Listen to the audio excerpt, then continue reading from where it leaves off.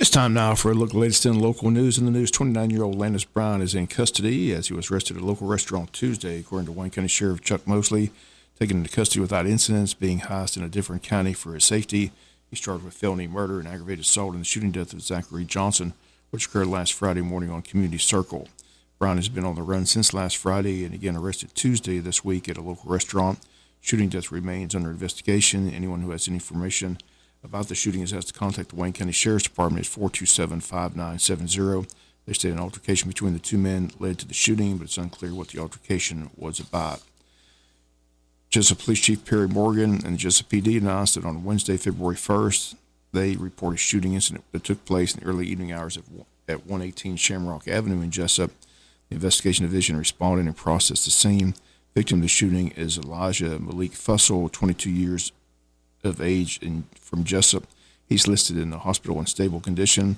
The resulting investigation determined the identity of the suspect to be Isaiah Jadarian Buggs, age 23, of Jesup. Buggs was taken into custody without incident on Tuesday, February the 7th, and Perry Morgan encouraged anyone with information pertaining to this case or any other criminal activity to simply contact the Jesup PD at 427-1300. GBI has arrested a former Georgia Department of Corrections warden. 48-year-old Brian Dennis Adams has been charged with conspiracy to violate the Racketeer Influenced and Corrupt Organization Act, bribery, false statements, and violation of oath of office by a public officer. Adams was warden at Smith State Prison in Glenville, Georgia, but was fired before the arrest occurred. He's currently in the Tattnall County Jail. Back in May of 2022, the GBI started to investigate corruption at the Smith State Prison in Glenville at the request of the Georgia Attorney General's office. The request was based on evidence that was found during the murder investigation of 88-year-old Bobby Kickletter. According to the GBI, Weeks was involved with smuggling contraband into the state prison. We'll be back with more news after this word from our sponsor of the commercial messages, so please stay tuned. In other news, a reminder, Wayne County registered voters will begin heading to the voting booth to decide the fate of the Wayne County Board of Education's East Blast on Monday, February the 27th. It's a 1-cent penny tax that's currently in place. It has to be renewed as it's set to run out in June of 2024. Early voting again set to begin Monday, February 27th, runs through March 17th, with election dates set for Tuesday, March the 21st. All early voting to take place at the Hall Richardson Rec Center, located at 660 North 4th Street. The time from 8 a.m. to 5 p.m., Monday through Friday. There will be 2 Saturdays of early voting for the East Blast, Saturday, March 4th and Saturday, March the 11th. Times for the Saturday early voting from 9 a.m. to 5 p.m. On Election Day, voters will be voting at their assigned precinct, and polls will be open that day on March 21st from 7 a.m. to 7 p.m. If passed, East Blast projected to raise $30 million over a 5-year period for the school system. Superintendent School Board state the top 2 projects will be building a new ROTC building and a new Ag Center.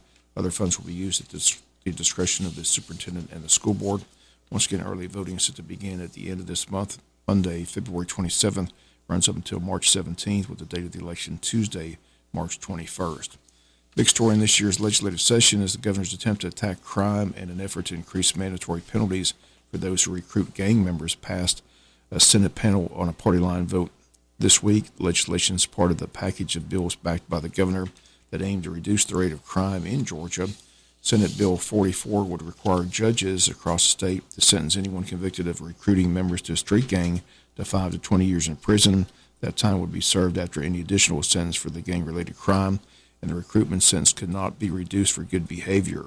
The proposed legislation would increase the minimum sentence for gang recruitment to at least 10 years if the person being recruited is under 17 or has a mental disability. Senate Bill 44 would also take away judges' options to sentence those convicted of gang recruitment to a fine of between $10,000 and $15,000 to avoid time in prison. Members of the Senate Judiciary Committee voted yesterday 6-3 to pass the bill, with Republicans voting in favor of the legislation. Supporters of the bill say mandatory minimum sentences are the best way to deter people from joining gangs. Opponents of the bill say bills like Senate Bill 44 are a departure from the overhaul of Georgia's criminal justice system, then under Governor Nathan Deal, which included taking a step back from state laws dictating sentences handed down by judges. Once again, the panel approved the bill backed by the governor yesterday in the vote 6-3. We'll be back with some final news notes after this word from our sponsor of the commercial messages, so please stay tuned. Final notes news, the Wayne County Historical Society meets this evening at Captain Joe's Seafood Restaurant. The guest speaker for the evening will be County Commissioner James Booth Thomas. He's going to speak on growing up at Doctortown and other stories from his youth. Program gets underway tonight at 7 p.m. is preceded by a Dutch treat meal at 6. Memberships are being accepted for the 2023 calendar year as well. Memberships is encouraged and guests are welcome. Again, that's tonight at 7 p.m. at Captain Joe's Seafood Restaurant.